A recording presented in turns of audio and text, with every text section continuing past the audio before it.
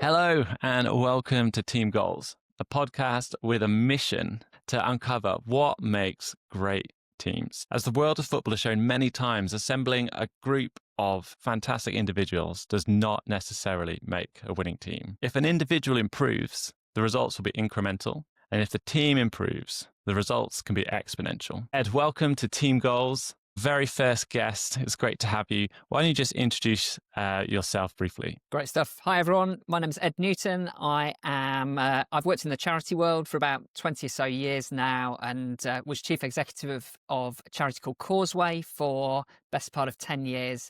And I'm now working as a charity consultant and working on a significant bid for a government contract. Amazing. Andy. Hey, Andy Aidoo, been a QA, QA tester, analyst, engineer, manager. My QA history goes 20 years, so hence the grey hairs. I've seen a fair few deadlines, a fair few products shift. But yeah, and Aidan, I'm pretty sure we've worked together more than once. So yeah, definitely really happy to. We have. Our paths have crossed and it's been great. All right, so what we're going to do is we are going to attempt to pick up a hot topic from the world of sport. We're going to analyze that, and then we're going to think about how in our own settings we can take lessons to improve our team skills. All right, so I'm going to talk us through some high fidelity analysis here, and we're going to be looking at Chelsea versus Brentford.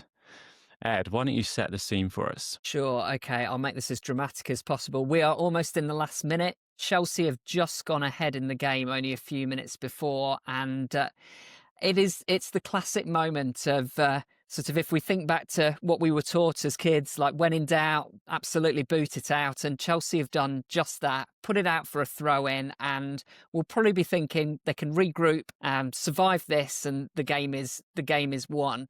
And so Chelsea have brought back all of their players, and Kevin Schade is taking the throw in and is about to absolutely launch it into the box. I don't think we've got the goalkeeper up at this moment, but the ball is flying in, and quite literally as it comes in, we can see, well, quite literally, pinball ensues, where the ball pings around backwards, forwards, and we will see just out of that, we've got two numbers highlighted. The number 14, who is Fabio Carvalho, who is about to score the equaliser for Brentford. The ball flies to the back post. His marker, 79, who's Garnacho, who was with him a second before, has not moved, but Carvalho stepped forward, and I think we will, if we don't see it here, but the next frame, this ball is into the net, and immediately the equaliser is scored. And so that is the moment. We're focusing on the long throw, which I think,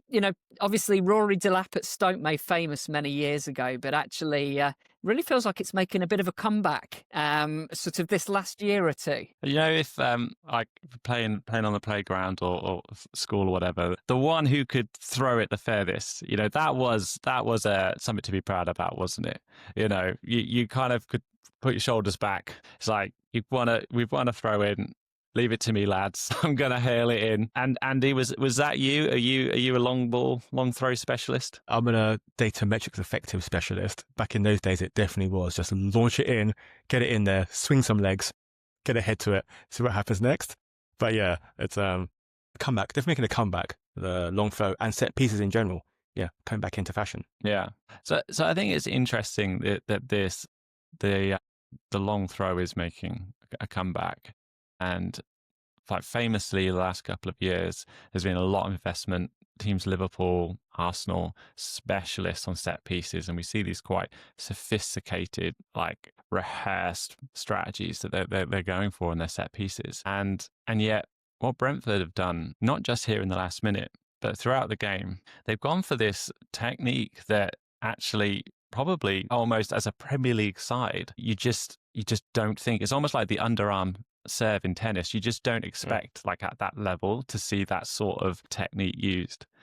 Ed, for yourself, what does this remind you of when you think about the teams that you've been involved in? Do you know, Do you know what it it reminds me, and it's thinking about sort of this work. So I started working on the bid that we're working on now at the start of this year. And as part of that, we are looking at what the operational design is going to be for a service contract for sort of the next sort of 5 to 10 years. And actually, as part of that, I've realized just the significance of chucking some thoughts down on Hmm. paper, pulling together a bunch of different people, and then quite literally kicking it, not like the pinballing it around in a room, and actually making sure there's an environment where it's safe to do that. Like, and it Mm. almost feels a bit of a contrast to years gone by, because I've realized that quite often, in particularly say in the charity that I was in, and a bit different when you're working with a team day in, day out, but so often I felt like I over engineered situations. You know, the pre-meeting. And then Mm. there's the pre-meeting before the pre-meeting, where you get everything so set up that really the actual meeting is just a formality, like like the king just rubber stamping a bit of legislation almost, but actually just bringing back something where something quite literally gets kicked around. It's good to do that. You might chuck the Mm. thing away, but actually it's just Mm. making that start that gets shaped. And I've realized that's really important, sort of when you've got to work with a real pace, because I think that sense of needing to get everything right and perfectionism and challenge not being okay actually kills innovation and a team ultimately. Yeah, yeah. I think I really like what you said about creating a safe space for that. You know, each one of you there in the room, you're there because you don't know the answer, but you believe in each other that between you, you can solve this thing. And actually making the process that you go through as simple as possible, as familiar as possible, especially if you're, a group of people who haven't worked together that long, people, all sorts of different backgrounds, you know, putting the formalities to an absolute minimal, and allowing people to express their ideas and to come up with answers. And if it doesn't work, like you say, you just keep going. Andy, what are your thoughts? I mean, you guys are super optimistic and super collaborative, so I have to love that. When I saw it, I thought failure of onboarding. I mean, you've got a new starter coming into your team, and everyone else seems to know what they're doing, where they are. The other side have Carvalho, not particularly tall, and they know they place him at the far end, any flick-ons or anything like that. You've got your new starter, Garnacho, and essentially, he can't be in the fray with the balls coming in. He's not that particularly tall. So, you know what? We're going to onboard Hmm. you. Here's how we do it. Here's how we deal with things. You put him there, and he looks lost. I mean, something's happened. It could be near a deadline, lack of process. He looks lost. The balls come in. He doesn't know what he's meant to be. He's trapped in like no man's land. And I think that shows a lack of help, or maybe a lack of Mm. taking it from a team point of view, doesn't know what to do and who to say and who to ask help to, because someone should be telling him where Hmm. he needs to be.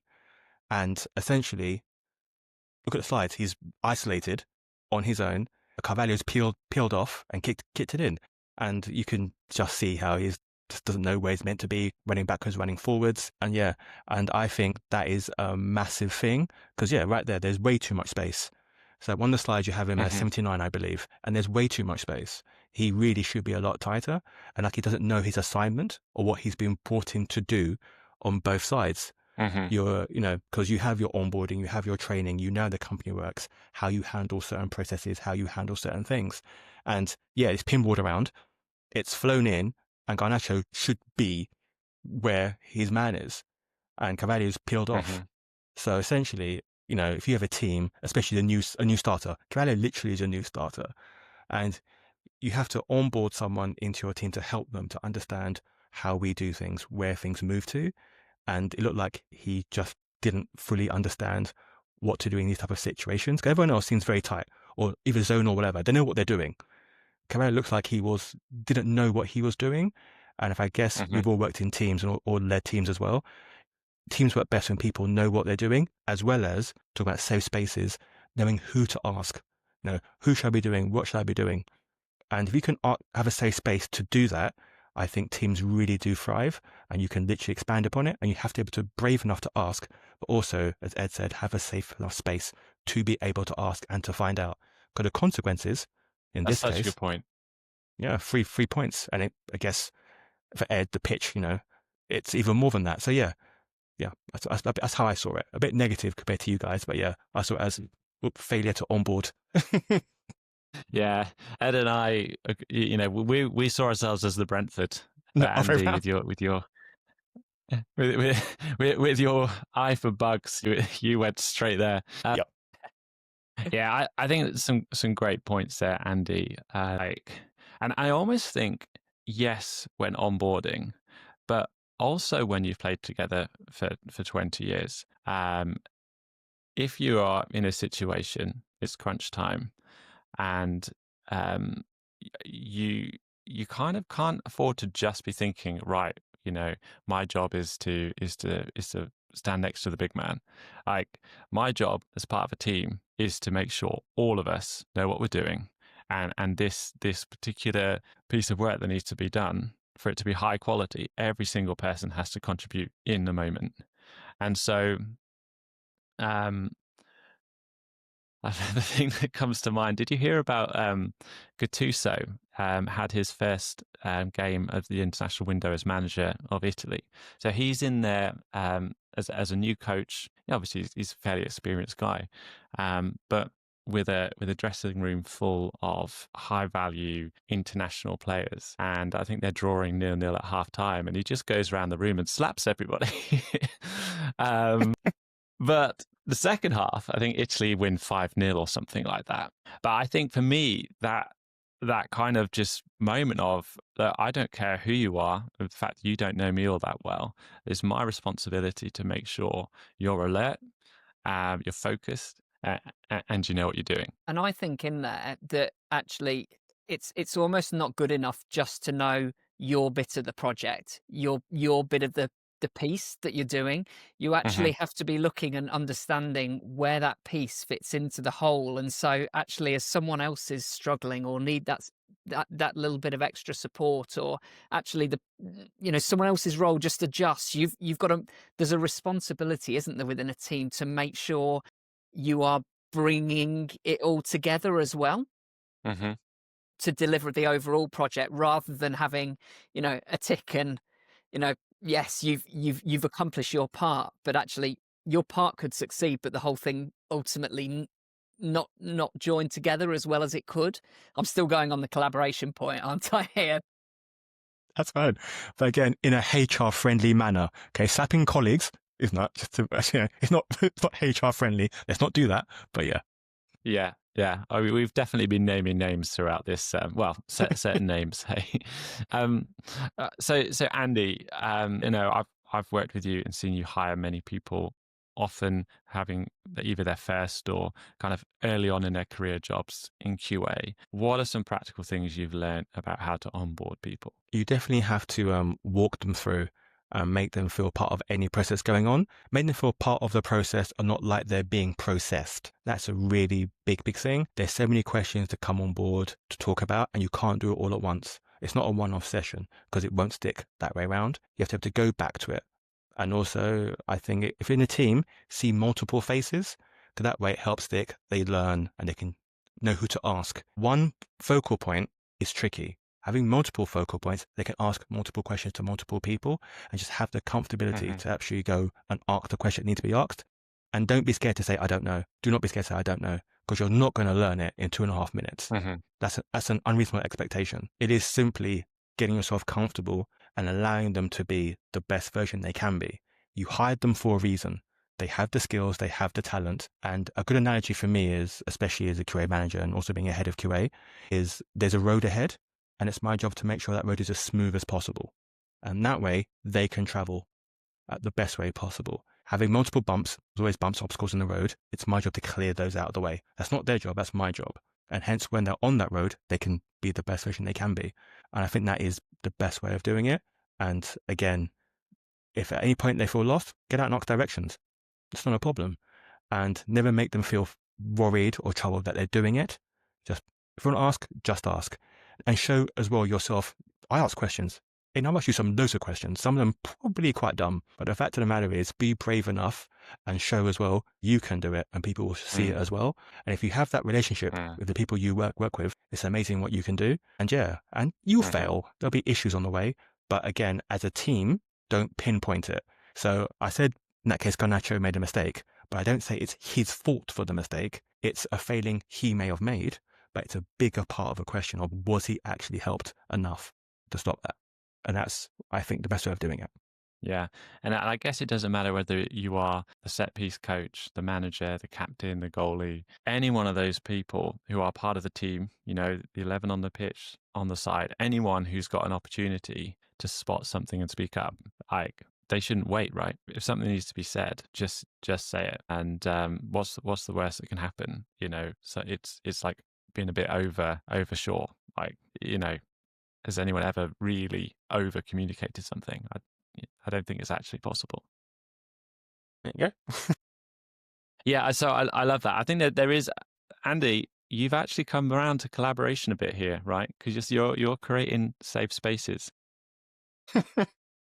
But yeah, I love what you're saying about just modeling it. I think sometimes you can just have that awareness to clock that maybe what acronym meant or what's going to happen next, but almost just to free up everybody else, you ask the simple question anyway, and that's what changes the atmosphere of the room.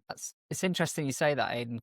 When I was back as chief executive of Causeway, I remember at the start of a year coming in and sort of we're doing the kind of regional team meetings, and so with huge group of staff, but effectively kind of talking about sort of my message of the year was that this was my year of learning. And that's what I termed it. And as part of that, it meant that I was going to ask some silly questions that I was committing to sort of, kind of really developing personally.